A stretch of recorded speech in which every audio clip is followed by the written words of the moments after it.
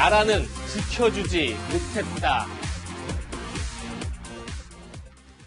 먼저 방금 들어온 코로나 속보부터 살펴보겠습니다. 지금 신규 확진자 오늘 0시 기준이죠. 1,455명 늘어서 누적 확진자가 17만 명에 달하고 있습니다. 국내 발생이 1,404명이고 해외 유입이 51명입니다. 어제까지 1,609만여 명이 1차 접종을 해서 백신 접종률은 31.3%를 기록하고 있습니다. 어제까지 650만 명 정도가 2차 접종을 완료했다 이렇게 알려지고 있습니다. 코로나 4차 대유행이 본격화된 건데요. 이런 가운데 소말리아 인근 아덴만에서 작전 중인 청해부대 문무대왕함에서 집단 감염이 현실화되고 있습니다. 얼마나 심각한 상황인지 지금부터 살펴보겠습니다.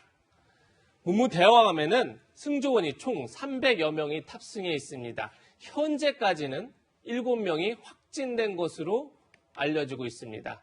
그런데 유증상자 80여 명이 지금 있는데요. 그중 50명을 상대로 해서 간이 검사를 했다고 합니다. 그런데 한 명을 뺀 49명이 간이 검사에서 모두 양성 판정을 받았습니다. 승조원 300여 명에 대한 코로나 검체 검사 결과는 내일 오전 중에 나올 것으로 알려지고 있는데요. 하동대 기자, 이 정도 상황이라면 정말로 집단 감염이, 그러니까 유증상자 50명 중에서 간이 검사를 했더니 49명이 간이 검사 결과 양성이다.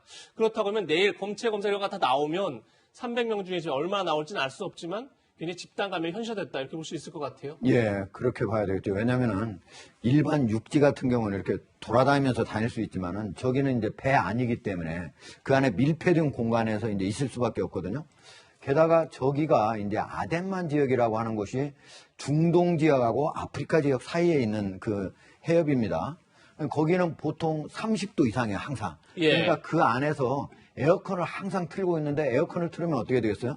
그 배 안에 계속 공기가 뺑뺑 돌아가는 거죠. 그러니까 한두 사람만 걸리더라도 300명이 쉽게 걸릴 수 있는 그런 상황이다. 지금 그런 상태에서 유증상자가 무려 50명이다. 300여 명 정도 저기에 타고 있는 거거든요. 그러면은 제가 보기엔 전체를 대상으로 모두 만약에 검사를 한다. 그럼 상당히 많은 사람이 실제로 확진될 가능성이 높다고 봐야 됩니다. 네. 그럼 지금부터 청해부대 확진 일지를 날짜별로 차근히 살펴보겠습니다. 우선 지난 2월 8일 아프리카 아덴만 해역으로 파병됩니다. 당시 우리나라에 백신이 도입되기 전이라 우리 장병들은 백신 접종을 하지 못한 채 출항을 하게 됐는데요. 이후 6월 28일 나흘간 군수물자 적재를 위해 기양지에 접안합니다. 이때 물자를 옮기는 과정에서 바이러스가 최초 감염된 것으로 현재까지 추정하고 있는데요.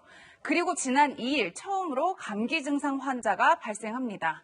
그리고 상황이 심각해지자 환자 증상이 발생한 지 열흘이 지난 뒤에 지난 13일에 검체 검사를 진행하게 된 건데요. 최 교수님, 저는 이 부분을 좀 주목하고 싶은데 증상 환자가 발생했는데 검체 검사까지 무려 열흘이나 걸렸어요. 좀 안일한 대처 아닌가? 이런 지적들이 나오고 있어요. 그러니까 이게 만약에 조금 더 적극적으로 대처를 했으면 좋을 뻔했어요. 왜냐하면 이게 감기 증상이라는 게 일반적으로 코로나가 없을 때는 감기 증상은 그냥 일반적인 감기 증상이 될 수 있겠죠. 근데 코로나 상황이라는 걸 감안했다고 하면 좀 민감하게 반응할 필요가 있었다. 함정이 갖고 있는 특성상 함정은요, 환기구 통로가 하나로 다 연결이 돼 있어요. 그러다 보니까 내부에 밀폐된 공간에서 많은 사람이 함께 생활하고 환기구도 하나로 통일돼 있어서 한번 감염이 되면 위험성이 엄청나게 커지거든요. 그런 점이라면 좀 더 민감하게 반응했어야 된다. 근데 아마 제가 그냥 생각한데 이제 물론 접안을 했잖아요. 그 접안한 것을 별로 생각을 안 하고 배 위에 바다 위에 계속 떠 있기 때문에 안전하다고 생각해서 가능성이 있어요. 네. 뭐 설마 감염이 됐겠나 이런 안이한 부분이 일정 부분 있을 가능성이 있어서 그 부분은 조금 아쉬운 부분이 있습니다. 그래서 2일날 감기 증상 처음 보고됐을 때 바로 조치를 했다면 좀 더 신속하게 조치가 됐을 텐데 시간을 좀 미룬 거, 그러니까 안이한 부분이 좀 있었던 부분은 해군이 앞으로도 이제 함정 관련해서 이런 문제가 발생하면 적극적으로 대응할 필요가 있다는 생각이 들어요. 우리가 보통 배가 이제 해상에 있잖아요. 그럼 완전히 이건 고립된 섬과 같은 곳이다 이렇게 생각하기가 쉬워요. 근데 보통 배에 있더라도 군사작전을 하는 배에 있더라도 3, 4주에 한 번씩은 기항을 하게 됩니다. 첫 번째는 급유가 필요한 거고요. 두 번째는 신선한 채소라든지 이런 보급품이 필요하지 않습니까? 그렇기 때문에 당연히 현지에 있는 곳에 정기적으로 기항을 하게 되고 이 경우에는 감염될 가능성이 상당히 높다 하는 것을 항상 염두에 뒀어야 되는데 이 부분을 염두에 두지 않은 국방부 참 아쉬운 그런 대목입니다. 네. 네. 지금 화종대 기자가 잘 지적했지만 함정에서는 고립되어 있는 것도 문제지만 주기적으로 기항하기 때문에 언제든 바이러스에 노출될 수 있다. 이런 위험성이 있었음에도 불구하고 왜 이 사태를 예견하지 못했나 이런 지적이 좀 나오고 있는데요. 어떤 문제인지 한번 같이 살펴보시죠. 함정의 집단 감염은 지금이 처음이 나온 게 아닙니다. 지난 4월 달에 우리나라 해군 상륙함 고준봉함에서도 승조원 84명 중에 38명이 확진되는 그런 발생 사고가 있었습니다. 그런데 우리나라뿐이 아니라 2020년, 그러니까 지난해 3월 미 핵 항공모함 시어도 루즈벨트호에서도 승조원의 4분의 1가량인 1,300명이 감염된 바가 있고요. 2020년 4월 프랑스 항모 샤를 드고로에서도 1,046명이 감염되는 그런 사고가 있었습니다. 그런데 지난해 4월 우리나라 해군 상륙함에서 이렇게 집단 감염이 발생하자 당시 서 국방부 장관은 해군 2함대 사령부를 방문해서 이렇게 지시를 합니다. 해군은 함정과 잠수함처럼 한정된 공간에서 다수 인원이 밀집해서 근무를 한다. 전 장병이 경각심을 갖고 방역 지침을 철저히 준수해야 된다. 전방위적으로 방역 실태 조사를 하고 취약점을 보완하라. 이렇게 얘기한 겁니다. 정혁진 변호사님. 네. 변호사님도 국방부에서 근무한 적 있으시잖아요. 네. 그런데 방금 서 국방부 장관이 보완점을 찾아서 다시 이런 문제가 집단 감염 문제가 발생하지 않도록 조치해라. 이렇게 얘기했지만 글쎄 달라진 게 별로 없는 것 같아요. 이게 백신이에요. 그러니까 지금 그 청해부대는 그 문무대왕함은 최우선적인 백신 접종 대상이거든요. 왜냐하면 밀집된 군함이고 그다음에 파견된 지역이 아프리카 소말리아 아덴만 굉장히 열악한 지역이고요. 그다음에 또 이제 루즈벨트호나 드골호 같은 선례도 있지 않았습니까? 거기에다가 제가 한 가지 더 덧붙이고 싶은 것은 뭐냐면은 이 청해부대는 우리나라 해군의 최정예 부대입니다. 네. 거기에 그 승선하는 대원들이 어떤 대원들이냐면 UDT나 SEAL 같은 우리나라 최고 정예 부대거든요. 그 다음에 또 감당하는 임무도 굉장히 중요한 임무를 감당하고 있고 무엇보다도 지금 해군 참모총장이 부석종 대장인데 부석종 총장이 10년 전에 오진 전대장을 했었단 말이에요. 이렇게 우리나라 최정예 부대가 가장 위험한 지역에서 가장 위험한 임무를 수행해야 하는데 그럼에도 불구하고 백신도 없이 저런 쪽으로 보냈다. 2월 8일 날 떠났거든요. 올 2월 8일 날. 그렇죠. 네. 이거는 우리나라 국방부가 굉장히 일을 어떤 식으로 하는지를 보여주는 참 안타까운 사례 아닌가 싶습니다. 네. 실제로 5개월 전 청해부대 파견 당시에도 서 국방부 장관에게 이런 질타가 있었습니다. 함께 들어보시겠습니다. 백신을 공급해서 맞출 수 있도록 준비를 하고 있습니다. 동명부대, 한빛부대, 아크부대, 청해부대, 여기 해외에 나가 있는 우리 한국군에 대해서 백신 접종에 대한 것을 이렇게 관심이 없어도 되나요? 협조를 더 해나가겠습니다. 그 나라에 있는데 그 나라에서 자기 국민이 아니니까 대상도 아니고 그 나라 군부대와 협조를 해서 맞든가 대상함과 협조해서 해야 되는데.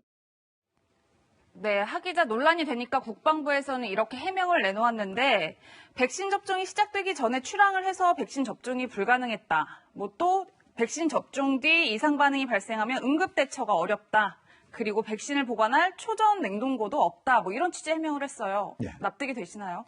일단은 이제 청해부대가 2월 출항할 때 당시에는 우리가 백신을 확보하지 못했으니까 그건 충분히 이해가 되는 대목인데요. 우리가 이제 3월 말부터 전국적으로 이제 백신을 맞기 시작했거든요. 그렇지만은 그 이후에 지금 아덴만에서 우리나라만 작전을 하는 게 아닙니다. 미국도 하고 영국도 하고 여러 나라가 하고 있습니다. 예. 다른 나라 부대원들은 다 백신을 접종을 했다고 그래요. 그런데 우리는 안 했는데 그걸 가지고 지금 얘기하는 거는 백신의 보관 시설이 없고 백신을 접종하는데 응급 상황 발생 시 대응이 어렵다. 저 안에 군의관도 2명 있고 부사관도 2명, 의무부사관이 2명 있고 의무병도 1명 있습니다. 5명의 의료 인력이 있습니다. 그리고 제가 전문가들하고 물어봤어요. 백신 보관 시설이 없고 백신 접종 후에 이상 반응에 대응하기 어려워서 그렇다는데 어떻게 생각하십니까? 이게 있잖아요. 네. 지금 가장 좀 저온에서 해야 되는 화이자 같은 경우에는 6개월 보관할 때 영하 70도입니다. 보통 2주, 3주는 영하 한 20도면 충분히 냉동 냉동고 있잖아요. 예. 휴대용으로도 가지고 갈 수가 있습니다. 모더나는 있잖아요. 2, 3도 이렇게 하는 데는 2도에서 8도면 가능합니다. 그러니까 그 아스트라제네카에서는 그렇게 영하 온도에서 보관할 필요도 없는 거예요. 그러니까 얼마든지 맞출 수가 있었고 가능했다. 그리고 의료 인력이 거기에 5명이 있으면 이상 반응이라고 하는 게 크게 젊은 사람들이기 때문에 20, 30대이기 때문에 나오는 것도 아니잖아요. 치명률도 매우 낮거든요. 20, 30대는. 근데 그걸 가지고 저는 핑계를 댔다고 하는 것 자체가 저는 사전에 제대로 대처를 못한 것도 문제지만 이런 식으로 핑계를 대면서 해명을 했다고 하는 게 더 큰 문제라고 생각을 합니다. 네. 여권에서 이런 얘기도 나옵니다. 백신을 해외로 반출하는 것이 법적으로 금지돼 있어서 백신 접종을 할 수 없었다. 이런 얘기도 나오는데요. 바로 송영길 대표의 주장입니다. 한번 들어보시죠. 국내에서 우리가 생산한 백신이 아니기 때문에 해외에서 도입된 것을 다시 해외로 반출하는 것이 금지되어 있습니다. 이런 이유 때문에 바로 이 문무대왕함에 백신 공급이 어려웠던 것이고. 최 교수님, 예. 지금 송영길 대표의 주장은 해외에서 들여온 백신을 다시 해외로 반출할 수 없기 때문에 그래서 백신 접종이 안 된다라고 주장했는데 또 일각에서는 함정은 국제법상 우리 영토로 간주된다. 치해 법권지대다. 따라서 반출 자체는 문제가 없다. 이런 주장도 나와요. 어떻게 맞는 거죠? 저는 그러니까 지금 현재로 보면 법적으로는 치해복권 지역이 맞아요. 함정은 작전을 하고 있는 함정 같은 게 우리나라 영토로 보기 때문에 그게 맞고요. 네. 그러니까 저는 송영길 대표가 이제 저런 말씀을 왜 하셨는지 모르겠는데 그래도 적극적으로 우리가 보낼 수 있는 방안들을 찾아야죠. 만약에 저게 어렵다 하더라도 할 수 있는 방법을 찾아내야 되는 거 아니겠습니까? 예. 대사관과 협조를 하든 뭐 이런 부분으로 우리나라에서 필요한 부분들이 있다. 만약에 외국의 제약사들이 그걸 반대한다 하더라도 적극적으로 설득할 필요가 있다고 저는 생각해요. 그런 차원에서 본다면 저런 말씀을 안 하는 게 좋을 것 같고 제 생각에는 어쨌든 국가를 위해서 싸우는 우리 장병들이 외국에 있더라도 우리 국가에서 보호해줘야 되는 거잖아요. 그리고 가장 최전방에서 싸우는 장병들이기 때문에 저는 가장 먼저 백신을 맞춰야 된다고 생각해요. 그러니까 제가 아까도 말씀드렸지만 안이하게 대응한 부분이 분명히 있다는 점은 반성해야 되고요. 앞으로도 이런 부분이 있다고 하면 먼저 우리가 뭐 대사관하고 접촉을 하든 또는 뭐 우리 정부가 예를 들면 제약사하고 협의를 해서라도 네. 외국에 있는 우리 함병들한테 좀 보내겠다. 300 몇 개, 뭐 400명 정도 되는 거잖아요. 그 정도의 협의도 가능하다고 생각해요. 그건 적극적으로 하지 않은 것은 우리의 불찰이었다. 저는 아까도 말씀드렸지만 함정이 그 기항하고 잠시 접안해서 물자 수송받고 또 급유 받고 이래야 돼서 꼭 가야 되는 거잖아요. 그러면 위험성이 있을 수도 있는데 그걸 간과했다고 보여요. 근데 그 부분은 앞으로 조심해야 된다. 왜냐하면 바다에 왜 떠 있다고 해서 계속 떠 있는 게 아니잖아요. 네. 그런 부분을 간과한 게 저는 문제라고 보기 때문에 저런 말을 할 필요가 없고 지금이라도 빨리 가능한 한 모든 파병 대원들에게 백신을 맞을 수 있는 방안들을 찾는 게 필요하다고 봅니다. 네. 결국 해외 파병 작전을 중단하고 전원 귀국시키는 초유의 사태를 가져왔습니다. 들어보시겠습니다. 국방부는 다목적 공중급유 수송기를 현지로 급파해 청해 부대원 전 장병을 신속하고 안전하게 복귀시키는 방안을 검토 중에 있습니다. 네, 변호사님 더 이상 확진자가 나오지 않게 빨리 안전하게 복귀를 시키는 게 우선 과제일 것 같아요. 네네, 문무대왕함이 4,400톤인데 승조원이 300명이거든요. 제가 말씀드렸지만 이 승조원들은 우리나라 진짜 강철 부대예요. 일당 100의 전력이기 때문에 모두 다 무사히 귀환해서 만약에 이제 확진한 그런 병사들이 있다면 반드시 잘 치료가 될 수 있도록 해야 될 것 같습니다. 네. 네, 코로나 사태로 직격탄을 맞은 것은 청해 부대만이 아닙니다. 다음 두 번째 한랭킹에서 어떤 소식이 있는지 만나보시죠.